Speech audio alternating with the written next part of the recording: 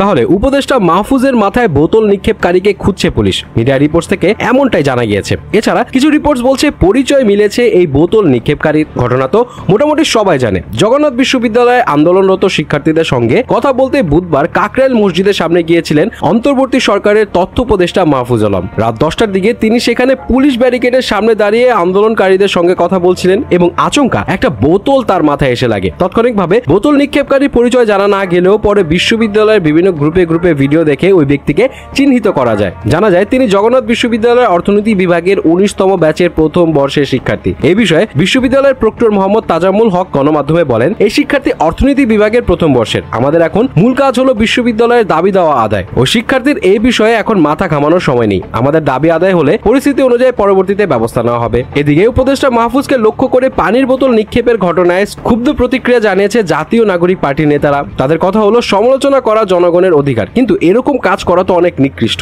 এছাড়া উপদেষ্টা মাহফুজ তিনি আবার বলেছেন, তাদের নির্দিষ্ট একজন ব্যক্তির প্রতি যে 8 মাস ধরে রয়েছে এবং তাদের যে হিংস্রতা অনলাইনে দেখা যায়, তারা আজকে এখানে এটা করেছেন।